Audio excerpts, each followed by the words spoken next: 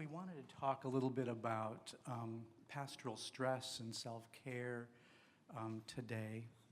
And Pastor Preston did a wonderful job of talking about his own journey yesterday, and I so much appreciated that. Yeah. But we want to share some research with you today that kind of reinforces what he shared with us yesterday. We want to begin, before we do that, with a little conversation about self-care. Who am I? As pastors, this is so important to understand how is our identity formed and how did we respond to this call to pastoral ministry, in what context. So identity is concerned largely with the question, who are you? And honestly, a lot of us are still figuring that out. We're still figuring that out. What does it mean to be who you are? And so your basic values, your basic choices in relationship and career have to do with your identity. See, a lot of us, when people ask us, who are we say, well, I'm a pastor, right? I'm a pastor's spouse. But that's not who you are. That's what you do. And there's a very big difference between who you are and what you do. But when we don't have that sorted out well, we get our ministry confused with our identity. And Yes. so a lot of times, go ahead, let me sweetie, just sure. jump in there. Mhm. We were in Iceland last year, I think it was, Mhm. and we were amazed. First of all, it was just an amazing place to visit and to minister. But we were amazed that people called each other by first names. There were no last names mentioned, no surnames, as you say here, and there were no titles. There was no Dr. Beverly, Dr. David, or Pastor. Everybody was called by first name, and the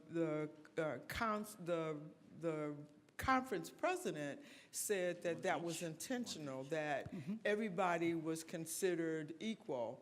There was no one-upmanship, and that was inside the church as well as outside the church. And I was really impressed with that because I recently got my doctorate, and so I wanted to, to make sure that people knew I was Dr. Beverly.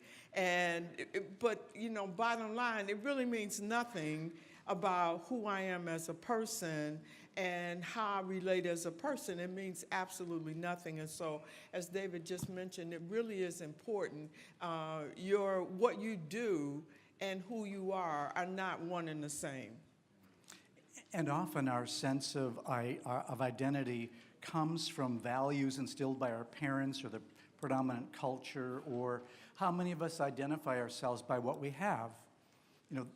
How big our house is, or how nice our car is, or those kinds of things, but those are counterfeit identities, okay? So, but what flows into our sense of identity? So what messages did you receive about who you are when you were a child?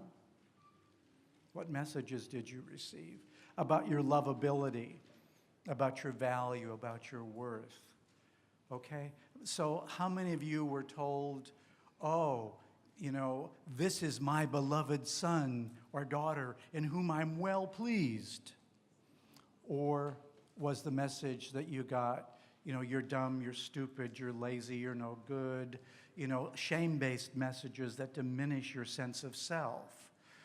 A lot of us, our identity is wrapped up in the messages that we receive about ourselves.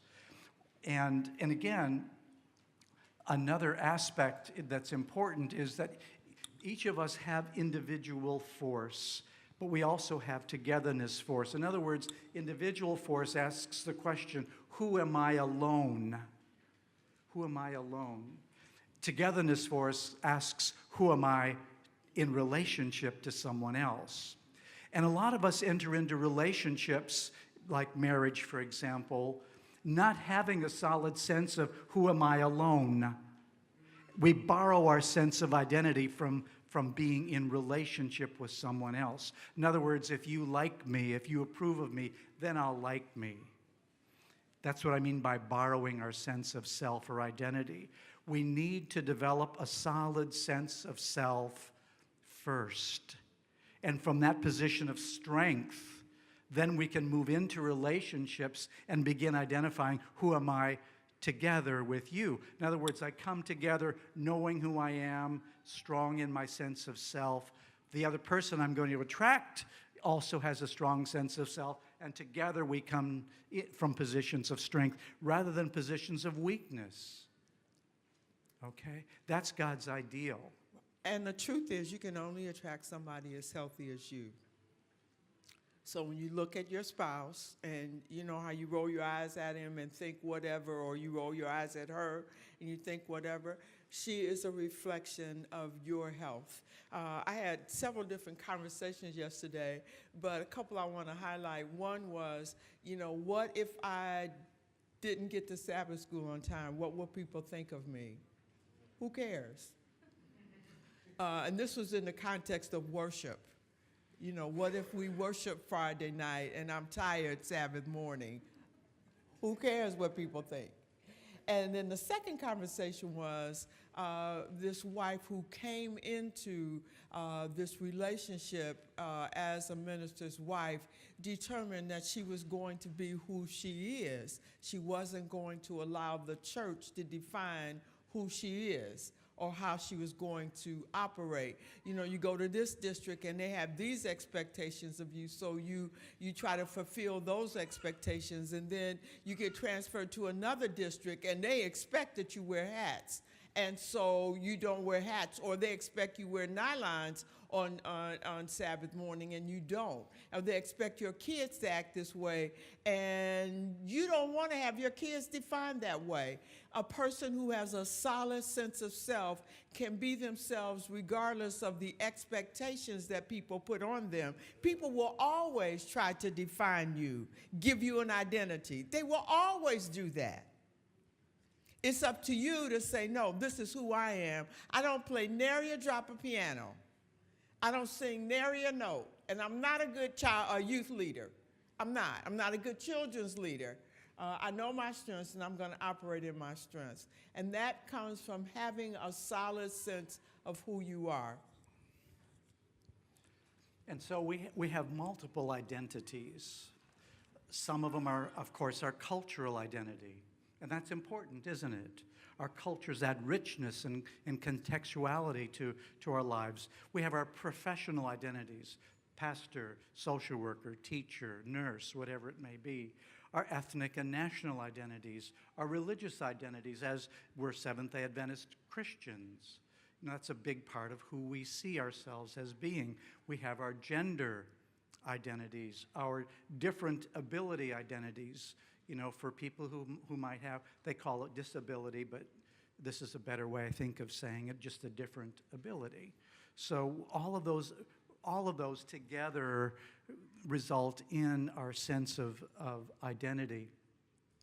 But I'd like to suggest that as Christians, we have a larger identity that we need to embrace. So God intended our identity to be, I'm a child of God, created in His image for dominion, total transparency and oneness with God, to be in healthy relationships with Him and other humans. Does that sound like a good encapsulation of our identity from the book of Genesis, what God intended before the fall? After the fall, I'm a broken child of God, learning how to exercise authority, recovering from the shame of the fall, striving for intimacy with God, and healthy relationships with others. Is that a pretty good description of kind of who we are now? Okay? And so our truest identity, though, is shaped as Christians by the death and resurrection of Jesus. That's our truest identity. Our Christian identity must supersede our natural identities. This is who I am in Christ. I'm a saved person. and I'm striving to live this resurrection life that God has made possible through his death and his resurrection. So I'm not what I do. I am a human being, not a human doing. And so what factors lead me to confuse being and doing? As pastors and spouses of pastors, do I allow others, including my congregation or even my conference leadership, to define my identity? Sorry, fellas. Because sometimes, if we don't have a solid identity, we allow them to define it for us. And we don't want that. You don't want that. Your president doesn't want that. And so what defines your success as a pastoral family and ministry? You see, this is a really critical question. What defines your success as a pastoral family? Now, maybe not here, but in the States, very often it's defined by the amount of tithe you generate, the number of baptisms you have. That's, if you have a bunch of those, you're defined as a successful pastor. Okay? Now, I resist that definition. Let me tell you how I define success in pastoral ministry. Do you help the people who God brings to you to fall in love with Jesus? Do you help? You see, if you have that vision for success, that it's not about numbers and money and all of that, but it's about discipling people into a love relationship with Jesus, I guarantee you that if that's first, money and baptisms are going to take care of themselves. Does that make sense? Often we have the cart before the horse. We need to put Jesus first, and everything else will follow. So, why did you choose pastoral ministry? Some of you may say, well, pastoral ministry chose me. God chose me. It wasn't what I wanted to do, but God said, that's what I want you to do. And that's great if you were called and you were called to pastoral ministry. But I'd like to suggest that our motivations are seldom that pure. Even though that's a big part of it, mixed in with that, for me, let me tell you just a little bit about my story. I was raised as a Catholic, okay? I have 9 sisters and 5 brothers. I was raised on a farm in Wisconsin.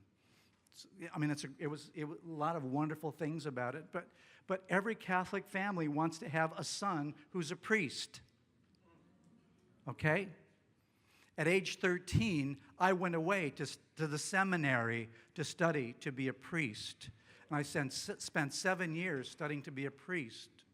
Now, there was a part of me that loved God from the time I was little. I just loved God. But it was a very works-oriented kind of, for me, faith, And so I think I was genuinely called, but a lot of it was to fulfill the script of my family and the expectations of my family, too. And so a lot of us, we need to understand that our motivations are very mixed, even for this noble call to pastoral ministry. And I'd like to share a little bit about me. I got pregnant at 13 and had a baby at 14, and I was definitely considered the black sheep of the family.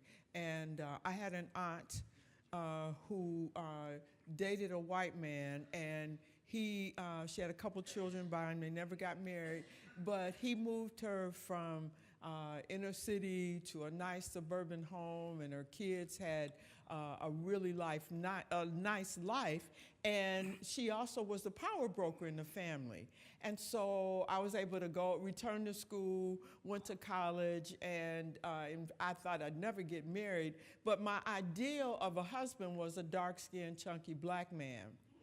And so on my second date with David, God said, this is the man for you. And so I began arguing with God, like, what are you talking about? I want a dark-skinned, chunky black man, and this is a skinny white man who's very Catholic. And so, God had other plans. And so we got married, and 2 years into our marriage, I began dreaming. Every 2 or 3 months, I began dreaming about being married to a black man.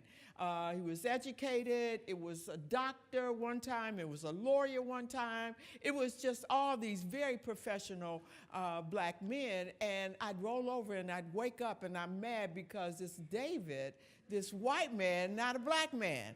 And so I just kept having these dreams. And so finally God told me to tell David. And I was like, I'm not going to tell him I'm dreaming about a black man. I'm happily married. We had a child by this time. But God said, no, you have to tell him. So I, got courage and I told him what had happened. By the way, the disclaimer I have is we're both counselors. And so, be careful. I'm not saying you need to tell it all. If you're not telling about the clothes you hide in the closet, you can't certainly tell about this really intense stuff I'm talking about, right? Okay. And so I finally told David, and he had the answer. And he said, well, yes, I'm hurt, honey, because, when you have a dream, how you feel when you wake up is really the crux of the issue of the dream. And so I'm mad because I'm waking up to David. And so, but he said, listen, this is really the scoop. So when I married David, I thought my status in the family would change. Wow, like my auntie, he's got a PhD, he's a really nice man, and everybody loves him. Unfortunately, my status didn't change. In fact, David came in, and he was elevated, and he's the one that had the power and not me. And so my dreams were really about my heart saying, wow, I thought my status, people would love me and my family now that I'm married, and I'm married to a really nice white man. The truth is that, again, that was outward focus, and it didn't happen. And so, as David said, I knew God told me to marry him, but our motives are very mixed, and we don't know unless God in his kindness shares that with us. And so we began to pray about my hurt and my pain about my family and how they viewed me. And, I needed to move to forgiveness that we're going to talk about tomorrow. I needed to move to that arena around my family. And David said, pretty soon, honey, I'm confident God's going to do such a great work in your life. You're going to be married to me in your dreams. And so I remember. Amen, somebody. And I remember, I dreamed and I was married to a white man, and I woke him up. David, I'm married to a white man in my dreams. And he said, oh, praise God, I'm next.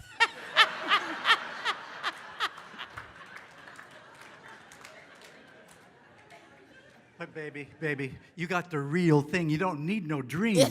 You got me. All right. So, see, we're professors, and so we had to give you a test, as a part of being here. So we want to go through this with you right now. And before we do, I want to give you a little background to this study. This is called the Adverse Childhood Experiences Study. Have any of you ever heard of it? One or two of you have heard of the Adverse Childhood Experiences Study. So this study was done in the United States at Kaiser Permanente Hospital in San Diego in conjunction with the Center for Disease Control in Atlanta. And the backstory of it is this. So don't be looking at it yet. We're going to go over it. I need you right now. We're going to go over it. Okay, so, but here's what happened.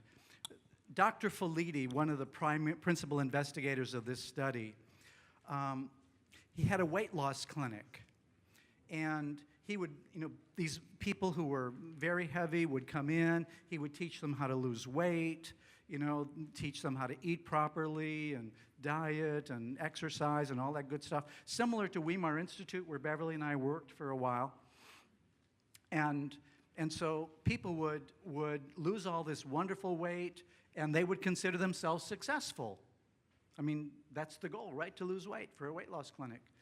But what they did is they followed up 6 months later with these people, and they found that a significant number of them had regained all that weight back. And he began asking himself, well, that's not successful. What's going on? And so he interviewed this one lady. He recounted, I heard him speak, and he recounted this story of this one lady who had regained all this weight. And he said, what happened? You know, and she began telling him about her life. She had been molested as a little girl. And for her, her body image was, my body is dirty, my body is not, is just for men to do with whatever they want to do. Therefore, I'm going to gain weight to keep men away. Because I don't want to be that intimate with men, because my whole experience of men is that they have taken advantage of me sexually. So her weight was what? Her weight was her solution to the problem. Please understand that when you're dealing with addictions or anything, though for the addict, at least in part, that's their solution to their pain, to the hurt in their life. They're trying to medicate it. They're trying to make themselves feel better, okay? And so he began rethinking. He said, oh my goodness, if that's the real issue, we need to begin doing a deeper work with people, not just techniques about how to lose weight. We need to start addressing their heart. And so what they did is they developed the Adverse Childhood Experiences Study. They had over 17,000 patients take this study.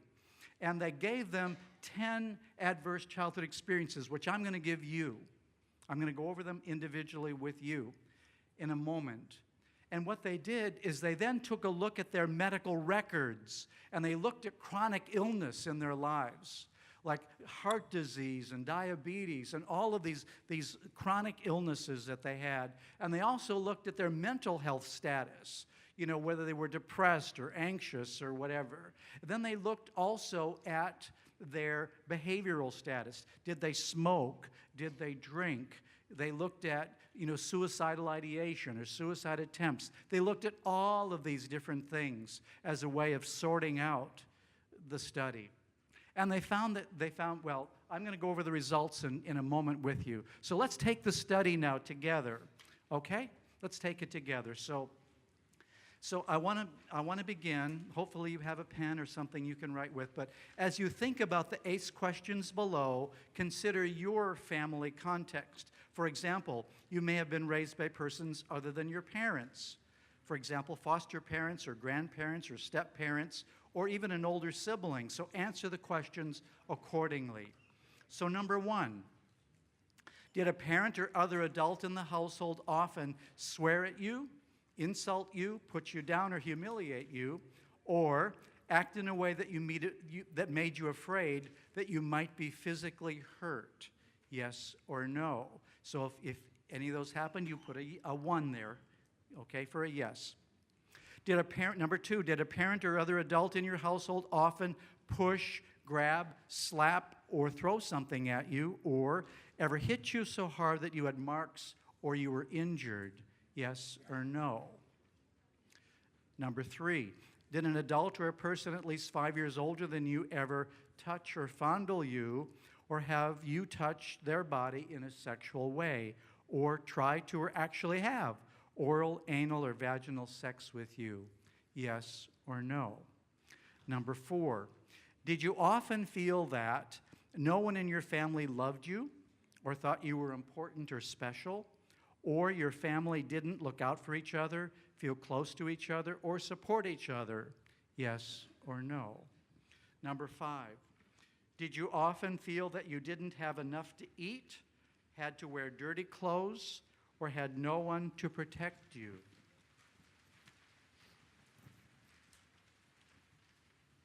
Or were your parents too drunk or high to care for you, or take you to the doctor if you needed it? Yes or no?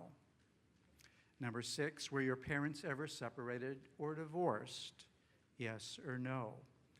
7, was your mother or stepmother often pushed, grabbed, slapped, or had something thrown at her? Or sometimes or often kicked, beaten, hit with a fist, or hit with something hard, or ever repeatedly hit over at least a few minutes, or threatened with a gun or a knife? Yes or no? Again, that's a domestic violence question, right? Number 8, did you live with anyone who was a problem drinker or alcoholic or who used street drugs? Yes or no? Number 9, was a household member depressed or mentally ill, or did a household member attempt suicide? Yes or no? Number 10, did a household member go to prison? Yes or no? Now add up your yes answers. Now, this would not be like going to prison like in China, like Pastor Falkenberg was telling, but because of an offense that they committed that was a real offense, okay? Now, those are the original ACE questions, okay? Those 10 that I just went over with you, okay? Now, before we go on to the others, I want to share with you just a little about the data about these 10, okay? Now, ACEs are common across all populations. San Diego, where this study was done, was white middle class predominantly, okay? White middle class. But almost 2/3 of study participants reported at least one. 2 out of 3 had at least one. Whether you were inner city, middle class, upper class, whatever, at least one. Okay? And more than 1 in 5, 20% reported 3 or more ACEs. This is the general population now. Okay? Some populations are more vulnerable to experiencing ACEs because of their social economic conditions. Okay? So, folks in the inner city tend to have more ACEs. Okay? So, let's take a look. These are some results from Dr. Felidi's study, and this has been well published. I would really encourage you to go onto the internet and look up adverse childhood experiences, or ACEs. It is rich. It's been studied since 1995, and this is one of the best research studies ever about human behavior.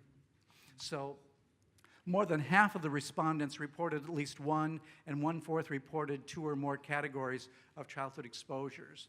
We found a graded relationship between the number of categories of childhood exposure and each of the adult risk behaviors and diseases that were studied. So let me just say this. Well, let me go on. Persons who had experienced 4 or more categories of childhood exposure compared to those who had experienced none had a 4 to 12-fold increased health risk for alcoholism, drug abuse, depression, and suicide attempt, and a 2 to 4-fold increase in smoking, poor health, self-related health, more than 50 sexual intercourse partners, sexually transmitted disease, and a 1.4 to 1-point-fold increase in physical inactivity and severe obesity. Here's one of the things they found. If you looked at 1 to 3, the increase was gradual, steadily increased. But when you got to 4, the increase became exponential in terms of physical, mental, and behavioral challenges. Okay, exponential when you got to 4 or more. And I'm going to go over with you what yours were in a second, too. The number of categories of adverse childhood exposure showed a graded relationship to the presence of adult diseases, including ischemic heart disease, cancer, chronic lung disease, skeletal fractures, and liver disease. The categories of adverse childhood experiences were strongly interrelated, and persons with multiple categories of childhood exposure were likely to have multiple health risk factors later in life. In other words, if you had one adverse childhood experience, it was probable that you'd have more than one, as well as the consequences later. So the conclusions, they found a strong graded relationship between the breadth of exposure to abuse or childhood household dysfunction and multiple risk factors for several leading causes of death in adults. There's a great classic book called The Body Keeps the Score. And it's a book about stress and trauma and how we experience trauma. And we don't have time to unpack the neuroscience behind it. But later in life, people, as David indicated, with their ACE scores, you may have health issues and you think we have this idea, I've come to Christ or I know Christ, I've grown up, and we say, I've pressed on, I'm pressing this way, forgetting those things that are behind me, and I'm pressing this way toward the mark of the high calling in Christ Jesus. The reality is we're turned around this way, especially in terms of our physical health, because it still impacts us. And so long after we think we are quiet about things that have happened to us, we think we've moved on. The truth is you have not. And your body tells that story.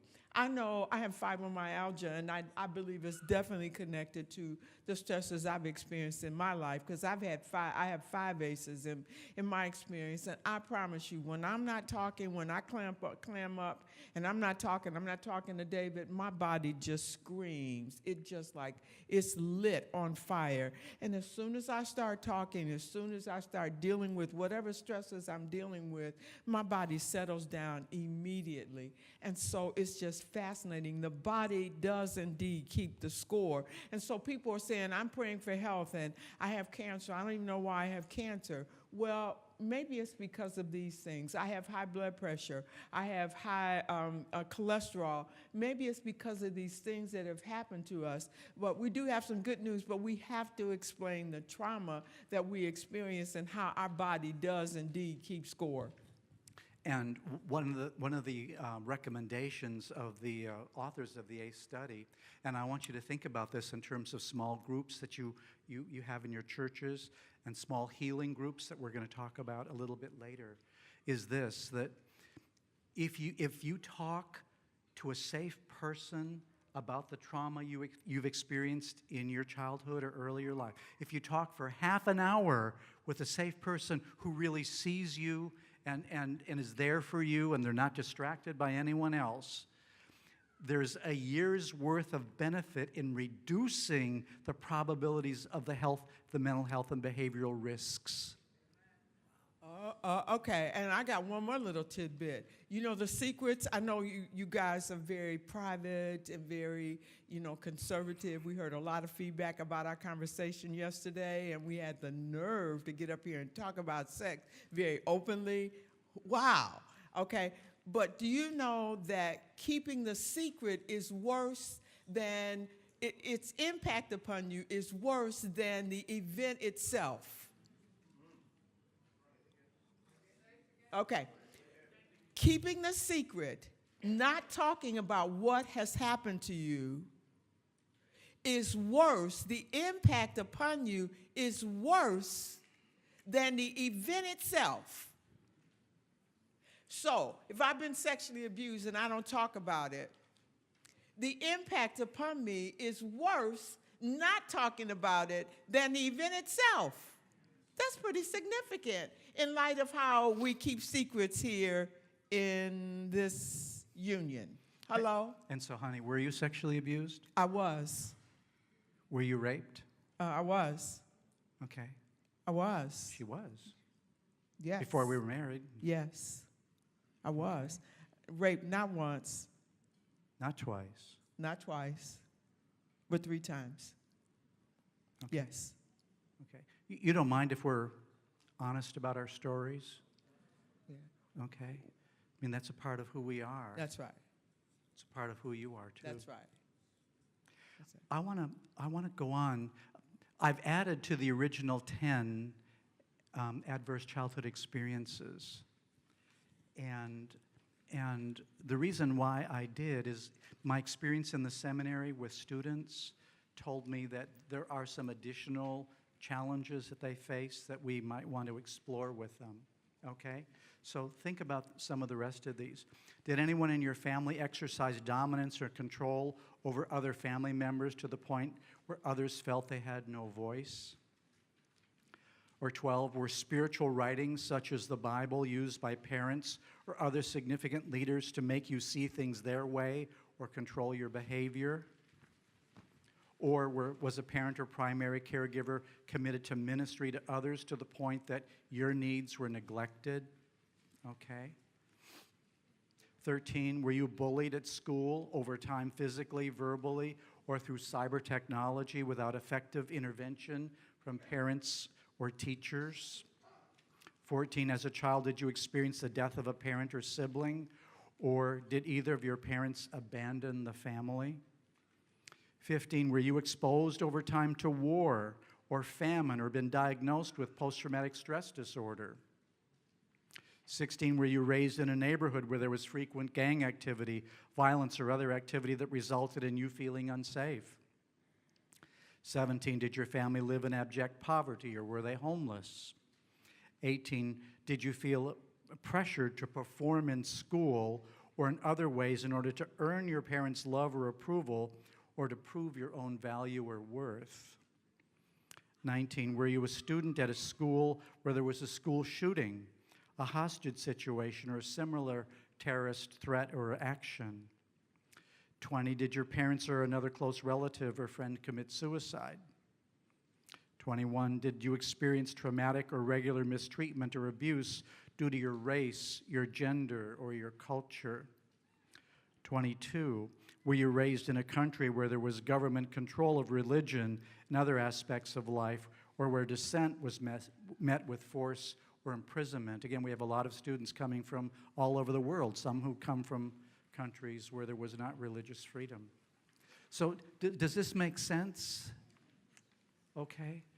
And processing this is really, really important. So we don't have time right now to go into, I don't know what I did with the clicker, here it is, to go into attachment theory, but attachment theory, you need to look that up too, because it has a lot to do with your ability to have secure attachment with an adult in your life who you know is there for you as opposed to not there for you makes a tremendous difference as in your ACE score, and they're tremendously related to one another. And the other piece that's critical, that's vital in terms of attachment theory is the person, my primary caregiver, teaches me about myself. They teach me how to deal with my emotional world. They see me, they reflect back to me who I am, and they teach me how to manage my emotions. And they give me a solid sense of self, and I can go and explore the world. What's significant about that, if you have a secure attachment versus an insecure attachment, it influences the rest of your life, how you do relationships with other people, and more importantly, how you do relationship with God. And so when you're in crisis, is God there for you? I mean, I know we say we believe that. I get that. I understand that. And I'm with a bunch of pastors and wives, so I understand that you got to say what you have to say. God is there, and he takes care of me and all of that. But I'm talking about your internal world. When things start falling apart, or your church board turns against you, or people are talking about you, how do you feel on the inside? Do you fall apart? Or can you see and know that God is there with you? I came from an experience from a place of insecure attachment. And because I was insecurely, I didn't have the experience of really knowing who I was, hence my own trauma and experiences through the years. The good news, though, even though you've come from that, your attachment style can be changed and your view of God can be changed. But initially, our very first go-to response is, wow, I pray, but God doesn't hear me. He doesn't answer me. And of course, then I get to digging and I get to praying and I get to asking him. And how many of you all beg God? You know, we think we have to beg him in order for him to answer. That's a result of our insecure attachment, not knowing who we are. We're not knowing that this is the God who sees me and connects with me and knows me. That's what your mother and your father were supposed to do for you.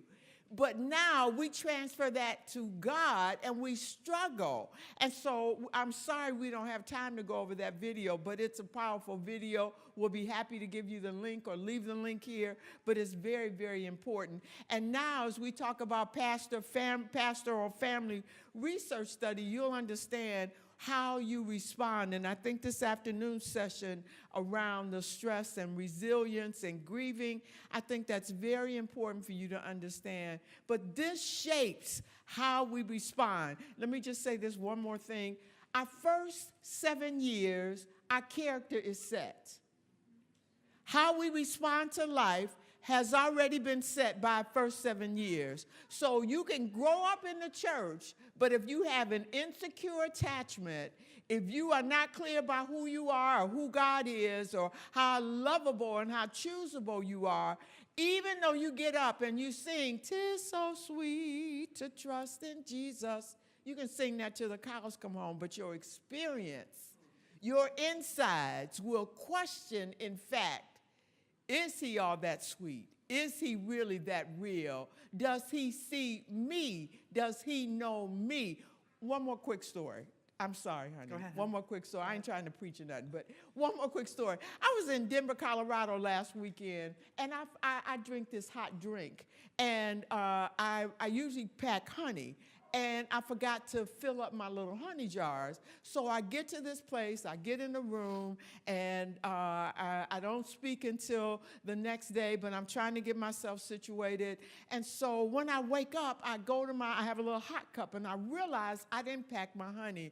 And I'm like, oh, Lord, I didn't pack my honey, and I don't want to use sugar. I want my honey, Lord. I'm a little girl having a tantrum. Lord, I want my honey, but I forgot it. Oh, man. And so I go look where they have the coffee and the teas and the sugar and the sweeteners, and lo and behold, there was honey packets there. I had never seen honey packets in the States, ever. And I started doing a happy dance. This is the God who sees me. He gets me. He understands something little like honey. He provides for me. I am doing a happy dance. Thank you so much, Daddy. This is a God who sees me. He is giving me secure attachments. Isn't that good news? Honey. But that's God, the God who sees me. I'm sorry. And now back to the white dude.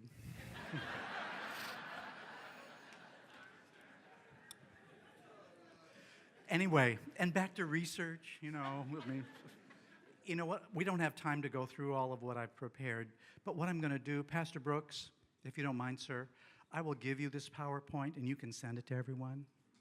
Is that okay? Because we really don't have time to go into all this, but I did a study of pastoral families in the North American Division. I was a principal investigator of this study, and I wanted to share some of that with you because in fact, I can send the whole study to you. This is just a tiny little piece. I can send you the whole study if it would be helpful to you.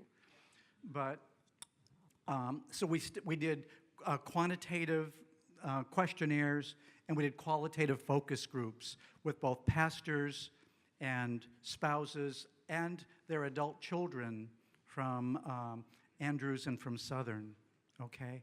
And so I want to just share with you some of the just real quick findings because there's some other things we need to cover. So their personal relationship with God, this is spouses and pastors, any level of concern. Difficulty with personal prayer, you can see over half of them. Trouble maintaining a personal connection with God, almost 2/3. Making time for personal devotions, 75% of pastors reported struggles with this, and 2/3 of spouses and 2/3 of pastors. Church conflict, again at the union level, you can see some of that. Financial concerns, was mentioned yesterday, and you can see our data supported that.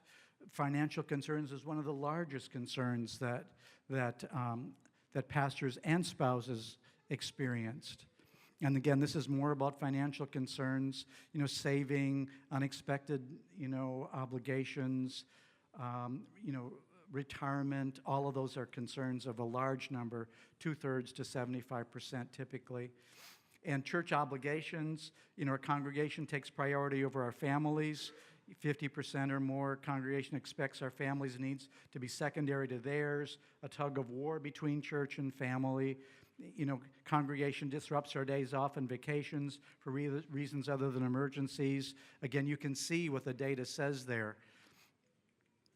Social relationships, we don't have a network of close people that we can talk to ourselves, and very few people I can confide in. Our family doesn't get enough time to spend with our relatives, not enough relationships in our lives where we feel we can be ourselves. We're so busy, it's hard for us to find time for friends to visit, and you can see that these are significantly high findings. Moving was a concern. By the way, addiction's a concern too. Overeating, overindulging. You can see there. Eating unhealthy foods because you're so much on the go, so you stop at McDonald's, I guess. Depression or anxiety. Look at this, folks. Depression or anxiety. 59% of spouses, 51% of pastors reported struggling with that. Okay, so I just want to go over real quickly some signs of compassion fatigue. Reduced sense of efficacy at work. You're not as effective as you used to be. Difficulty with concentration and focus. Apathy, emotional numbness, isolation, withdrawal, exhaustion. You feel jaded or pessimistic about life and ministry. Secretive addictions and self-medicating. So how do we improve pastoral family health? Again, some of this, develop and maintain a vibrant personal relationship with God. In other words, you can't disciple someone into an experience you don't have for yourself. And again, 2/3 to 75% of pastoral families struggle with that. And so we have to change that paradigm and make that first, okay? Make that first. And so our ACE study showed that healthy diet, exercise, adequate rest are important to managing the effects of trauma. Does that sound like our health message?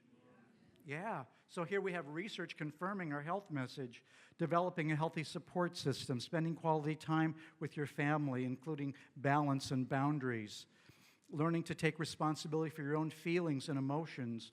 Learning how to soothe yourself when you feel stressed. How many of you ever said, "You made me feel angry or upset"? Okay? When you say that, what are you saying? What you're doing is you're giving that other person power over your emotional life. Rather than, see, who's responsible for your feelings? I am. I feel whatever I'm feeling. Okay, I'm feeling that. And because I'm responsible, I learn how to soothe my own feelings instead of making you responsible for my feelings. Okay? Taking time for yourself on a regular basis. I know some pastors who take a day or so a month just to go on a little retreat by themselves with God. All by themselves, just to refresh themselves. Develop healthy relationships with healthy and vulnerable people who are willing to be open and transparent with you. Learn how to set your priorities and manage time. Pastor Preston talked with us about that yesterday. And so resilience, a person's ability to adapt, grow in the face of uncertainty, and yet retain their underlying identity and character. So where are we at? We have a few minutes left. So we wanted to talk for a little bit about this. This is a book called Cleansing the Sanctuary of the Heart, Tools for Emotional Healing. Okay? Now, Beverly and I wrote this book. This is the 3rd edition of the book, and we've updated it with a lot of our new thinking and neuroscience findings and all of that. Okay? We brought some with us in case anyone is interested. Pastor Michael Mbui has them. Okay? He has 40 copies of the book. And so you will see him, and you'll take care of all the transactions with him. In the States, it sells for $15, and that's about pounds here, right? So that's how much that you'll be negotiating with him for. So we have some. We also have a workbook, by the way, that goes with this. It's being revised as we speak, and it's almost ready for printing when the artwork gets done. But people use that for individual work, but it's also a tremendous, we have people using it in small groups where the focus of the small group is emotional healing. It's just starting now in Costa Rica, a small group ministry starting with our books and workbooks. So it's going around. People are getting used to seeing it, but it's a tremendous resource. And the purpose of it is to walk people through a journey of emotional healing. And when we talk about emotional healing, we're talking about who's the healer? Who's the healer? Jesus is the healer. Okay? He heals the brokenhearted and binds up all our wounds. So even when you're thinking about discipleship, the people that come to you are hurting, broken people. Okay? We need to learn how to share with them Jesus in a healing way. When Jesus was on earth, he spent more time doing healing, preaching, or teaching. Which of the three? Healing. In this hurting world in which we live, that same Jesus wants to touch and heal our broken hearts, our wounds. And so Beverly and I can stand here as people who have not just the theory of that, but with our own journey, we've experienced Jesus healing our own brokenness. And we're still on that journey today. Absolutely. We're still on the journey today. Remember, sanctification is the work of just a moment, right? A lifetime. Yes. It's a lifetime journey of growing into Jesus. And so this is not about instantaneous cures. It's more about a journey of experiencing Jesus over time, encountering him, growing, our characters growing, so that we become mature Christians, mature men and women who have learned to put away the things of a child and to walk in the things of a man or woman of God. And I would like to say, you know, we are great in the church of dealing with people cognitively. We can preach a powerful message, walk down all the doctrines and give the ABCs of the doctrine. That's left brain. Really great at that cognitive ability. The servant of the Lord says our character is made up of thoughts and feelings. And so we walk around really unbalanced because we spend a lot of time in our heads, when the reality is we are hurt experientially. We are hurt in relationships. My mother and father didn't meet my needs. My uncle molested me. People in the church talked about me. I was hurt experientially by people. And I would propose to you that people, including us, we need an experiential experience with Christ. We need to know that he is a God who sees us, who knows us. My honey story is just one of the many stories that I can tell you where he has come through and met my needs. He said he would be a father to the fatherless.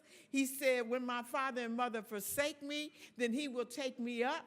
And I can tell you his account is good with me because he's done that.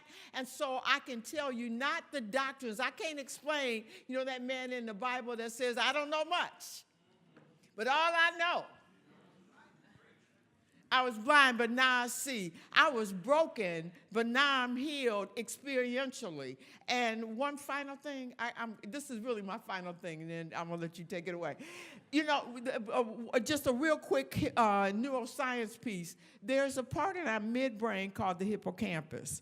And the hippocampus is designed, our parents are supposed to train our hippocampus to teach us how to do emotions. Amygdala. And the amygdala is there, and the amygdala says there's danger. And so it's always scanning the horizon internally and externally to see if there's danger. And so the hippocampus is designed to, you know, it comes on board, and the parents are supposed to train. Now, baby, you don't have to be afraid of the dog. Let's go touch the dog. And I sense, okay, it's okay. And so the hippocampus, the parents are supposed to train my hippocampus. What if my parents' hippocampus was not trained, and so on and so on? You know, we got generational stuff going on. And so I'm always anxious, so I don't know, you know, how to read the environment, and my amygdala is going wild. Praise God. We need another hippocampus to come alongside us to train our hippocampus. So I need David to come alongside me to say, no, Beverly, it's not that bad. It's okay. And it's like, oh, okay, so I can get on the tube and not be afraid of being stuck there and I'm going to die there or whatever. And so I have that sense. And so now my hippocampus is being trained, right?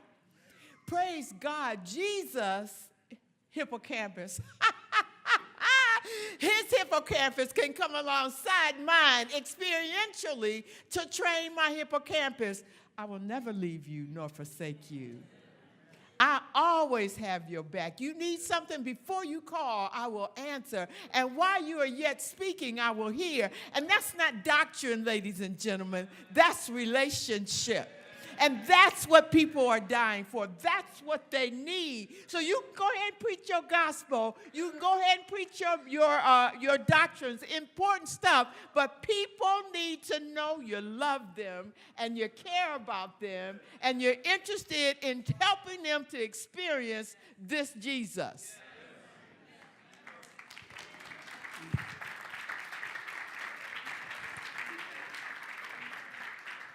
All I have to say is amen.